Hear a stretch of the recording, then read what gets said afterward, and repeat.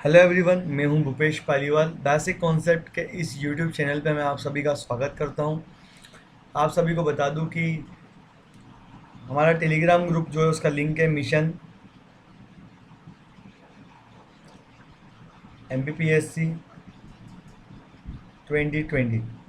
Search करके आप add हो सकते हैं, ओपन ग्रुप है। दूसरी बात, आप इसका ध्यान रखिए कि जो करंट अफेयर है आज का आपका 4 तारीख का, वो हमें डिस्कस करना है। शुरू करते हैं आज का करंट अफेयर। उसके पहले टारगेट बाय भूपेश सर। देखिए टारगेट क्या है आपको बता देता हूँ मैं। देखिए टारगेट आपको डेली बेसिस पर प्रतिदिन आपको एक टारगेट दिया जाता है, और इस टारगेट का लॉजिक ये है कि जब ये टारगेट को आप अचीव करते हैं, आपको इस टॉपिक को पूरा कंप्लीट पढ़ना होता है। जैसे राज्यों की संस्कृति से जुड़े प्रश्न, घूमर किस राज्य से संबंधित है, ठीक है, यक्षगान किस राज्य का है, इस प्रकार के प्रश्न आपको यहाँ पे करने होते हैं। तो ये क्वेश्चन आज जरूर करना। तो राज्यों की संस्कृति से जुड़े तथ्य प्लस एक काम और दूंगा मैं आपको, लोक नृत्य और लोक नाट्य जो है आपके राज्यों के, वो आपको पढ़ना है अलग अलग। और शास्त्रीय, देश में हमारे शास्त्रीय कितने हैं ये आपको पढ़ना है, ठीक है। ये आपके आज का टारगेट रहेगा, ठीक है। ये क्वेश्चन जैसे पहले एग्जाम में पूछा जा चुका है, वहीं से कट करा हुआ है। तो बढ़ते आगे, सबसे पहले टॉप से किरण रिजिजू जी। चलिए, किरण रिजिजू जी आजकल काफ़ी चर्चा में, 2-4 दिन से हम पढ़ रहे हैं और इनके बारे में कुछ ना कुछ न्यूज़ तो निकल ही रहा है। क्या है किरण रिजिजू जी के बारे में खास, देखते हैं। हमारे खेल मंत्री है, क्या करा है खास, देखते हैं इन्होंने। देखो, खेल एवं युवा मामले के जो मंत्रालय है, उन्होंने टॉप्स योजना की शुरुआत करी है। अभी टॉप्स क्या है देखो, 2024 में ओलंपिक होने वाला है पेरिस में, और 2028 में होने वाला है लॉस एंजलिस में।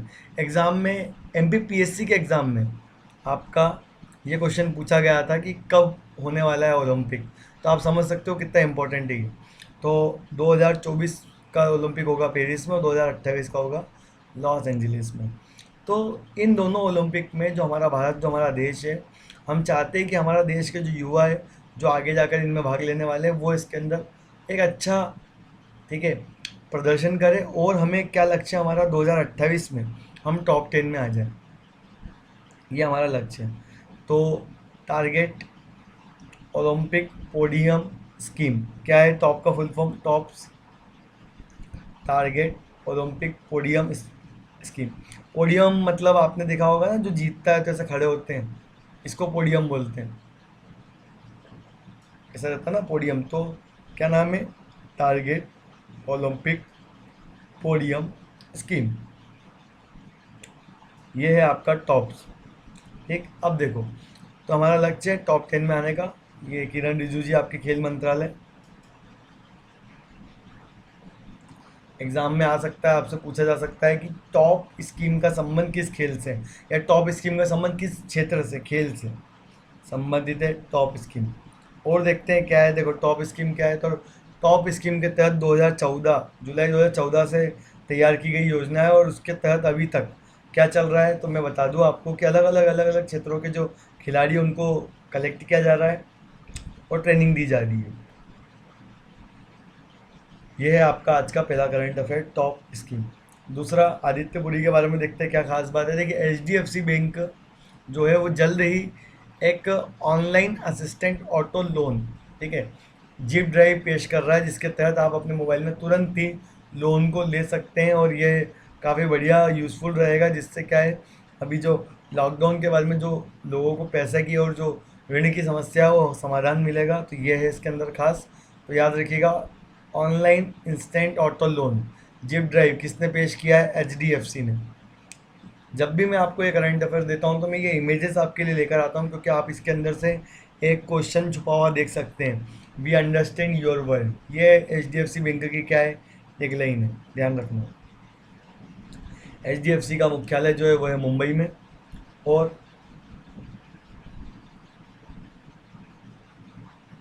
जो इसके MD है, प्रबंधक निर्देशक जो है, मैनेजिंग डायरेक्टर जो है, वो है आदित्य पुरी, जिनका फोटो लगा हुआ है यहाँ पर, आदित्य पुरी। बढ़ते हैं अब हम आगे। चलिए, फ्रेया ठकराल, अब क्या कर दिया है फ्रेया ठकराल ने, देखते हैं। देखो, तो यूनाइटेड किंगडम और दिल्ली से संबंधित है फ्रेया ठकराल। देखते हैं क्या किया इन्होंने। तो फ्रेया ठकराल ने दिल्ली स्कूल गर्ल है जिन्होंने 2020 का Diana award roll of honours के लिए नामित किया गया है। देखो, प्रिंस डायना जो है, राजकुमारी डायना, ठीक है, इंग्लैंड में थी जिनका डेथ हो गया था। तो उन्हीं की याद में 1 जुलाई 2020 को उनकी जयंती मनाई जाती है, और उसी की याद में 13 वर्षीय फ्रेया ठकराल को इस अवार्ड के लिए चुना गया है। ठीक, ये अवार्ड दिया जाता है जो लोग कुछ ऐसा कार्य करते हैं जिसको देखकर थोड़ा सा हमको भी आश्चर्य हो, हमको भी लगे कि यार इतने छोटे बच्चे होने के बाद भी ये कितना अच्छा कार्य कर रहे हैं। उसी के आधार पर उन्होंने एक मोबाइल एप्लीकेशन बनाया है। किसने? फ्रेया ठकराल ने। इस मोबाइल एप्लीकेशन के द्वारा रेक पिकर जो कचरा वगैरह जो उठाते हैं उन लोगों को डोर टू डोर जो कचरा है उसको उठाने में थोड़ी हेल्प करने के लिए रिसाइकलिंग व्यवस्था को शुरुआत कर दी, ताकि उनका कचरा कम हो जाए जो कचरा वो लेकर जाते हैं। तो ये है फ्रेया ठकराल का स्कीम, और इसके लिए इनको मिला है राजकुमारी डायना अवार्ड।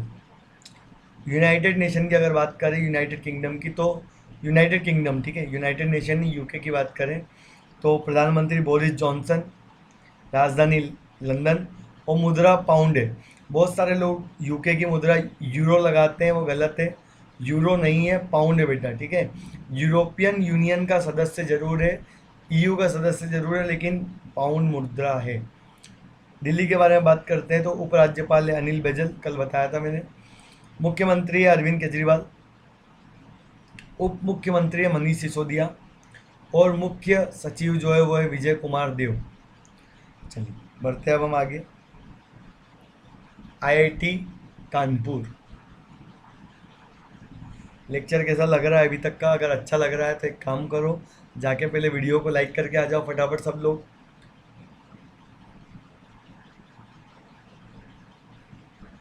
फिर मैं आगे बढ़ता हूँ।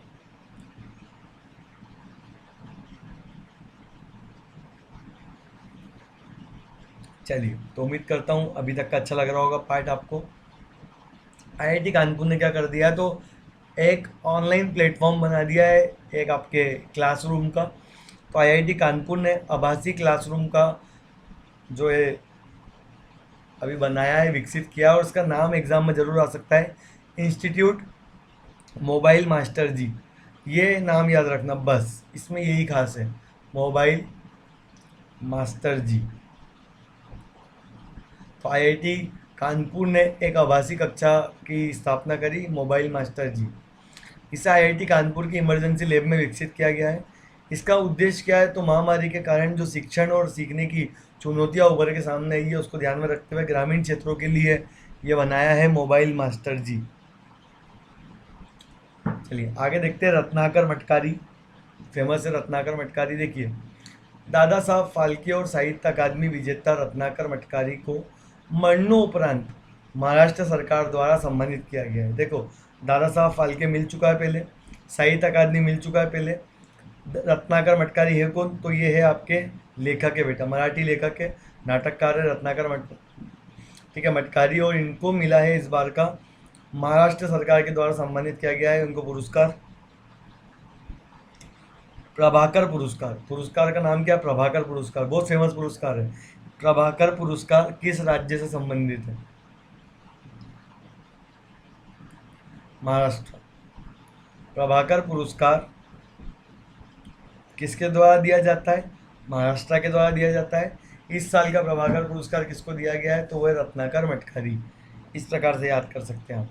अगर महाराष्ट्र के बारे में बात करें तो राजधानी है मुंबई, मुख्यमंत्री है उद्धव ठाकरे, राज्यपाल है भगत सिंह कोश्यारी, और प्रसिद्ध क्यों है, तो अजंता एलोरा, ठीक है, यूनेस्को के धरोहर है, औरंगाबाद, सब यहाँ पर स्थित है, इसलिए ये फेमस। अब एक रैपिड फायर है पूरे वीक का, और ये बहुत ही ज़्यादा ज़रूरी है। क्यों ज़रूरी है? पूरा वीक आपने पढ़ लिया है, अब आज इस रैपिड फायर में बस आपको लिखना तो है ही नहीं, क्योंकि आपने ऑलरेडी लिख रखा ही है, केवल सुनते जाना है, और एक एक बार मैं तो बोलता हूँ आपको भी दोहराते जाना है, क्योंकि हमने पूरे वीक यही पढ़ा है। सबसे पहले पहला पॉइंट है, विश्व बैंक ने हाल ही में गंगा पुनरुद्धार के लिए कितने करोड़ की सहायता दी है? 40 करोड़ डॉलर की सहायता दी है विश्व बैंक ने, ध्यान रखिए। अगला, जिस वरिष्ठ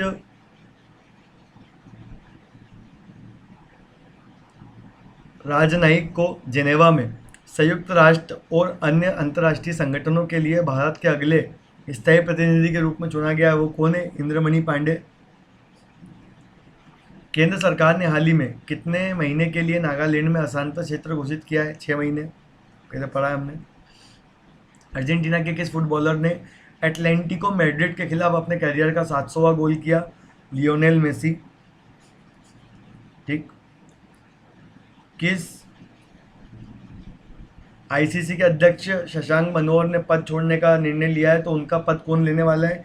इमरान ख्वाजा, ध्यान रखिए। अगला देखो, हाल ही में किस संस्था ने भारत के 6 राज्यों में शिक्षा के सुधार के लिए लगभग 3700 करोड़ रुपए का ऋण देने की घोषणा करी है? तो विश्व बैंक। राष्ट्रीय डाक कर्मचारी दिवस किस दिन मनाया जाता है? 1 जुलाई।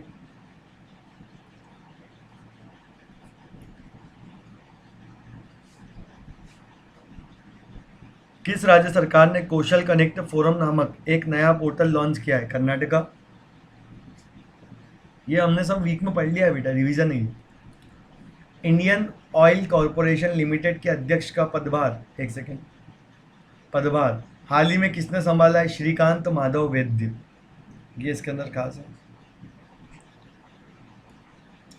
अगली स्लाइड में देखते हैं, हाल ही में गंगोत्री राष्ट्रीय उद्यान में सड़कों के विकास हेतु राज्य के द्वारा जो भूमि हस्तांतरित की गई है, और ये गंगोत्री राष्ट्रीय उद्यान किस राज्य में है? उत्तराखंड राज्य में। अगर उत्तराखंड का कोई और नेशनल पार्क आपको आता हो तो कमेंट जरूर करें। रक्षा अधिग्रहण परिषद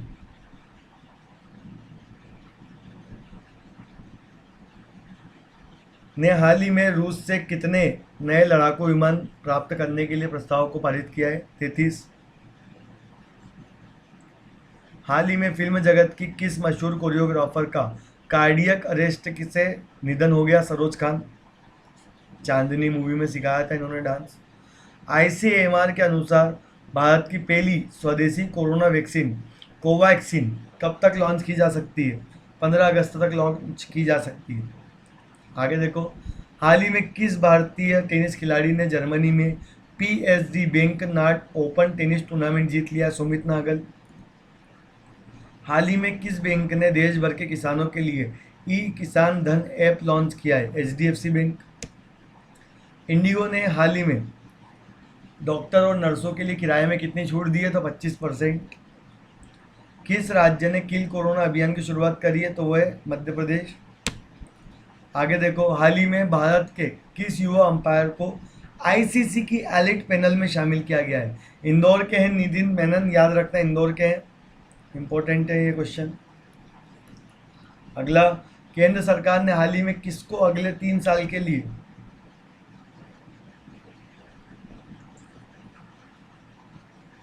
फिर से सॉलिसिटर जनरल नियुक्त किया? तुषार मेहता।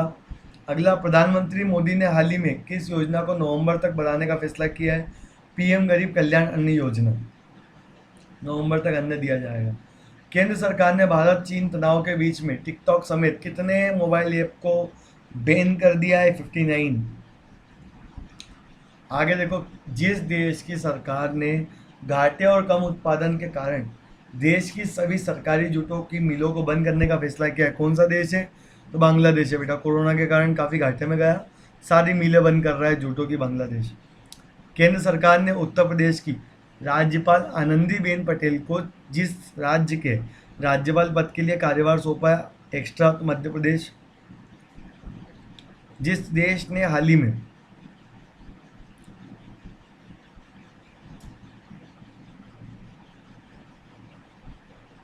अमेरिका के राष्ट्रपति डोनाल्ड ट्रंप के खिलाफ वारंट जारी कर दिया, तो ईरान। गर्मा गर्मी अभी भी चल रही है इनकी। जिस राज्य सरकार ने कुपोषण और मातृ मृत्यु दर का मुकाबला करने के लिए मुख्यमंत्री मातृ पुष्टि उपहार योजना की शुरुआत करी है, वो है त्रिपुरा।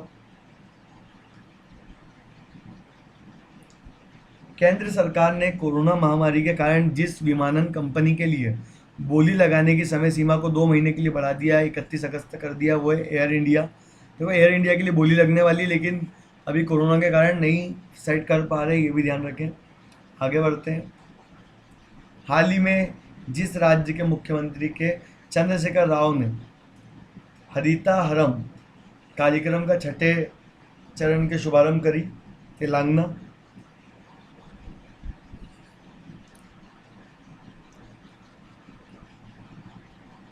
राष्ट्रीय सांख्यिकी दिवस किस दिन मनाया जाता है? तो 29 जून को मनाया जाता है। तो इस प्रकार से रहा करंट अफेयर अभी तक का। अब जो जुलाई के दिवस है जिसका रिवीजन मैं रोज करवाता हूँ, आज नए दिवस मैंने ऐड किए हैं, तो एक बार फिर से पूरे पढ़ेंगे। 1 जुलाई डॉक्टर दिवस, डॉक्टर विद्याचंद्र राय का जन्मदिन है। 1 जुलाई भारतीय स्टेट बैंक की स्थापना दिवस। 4 जुलाई स्वामी विवेकानंद स्मृति दिवस। 4 जुलाई को अमेरिका का स्वतंत्रता दिवस भी है। 5 जुलाई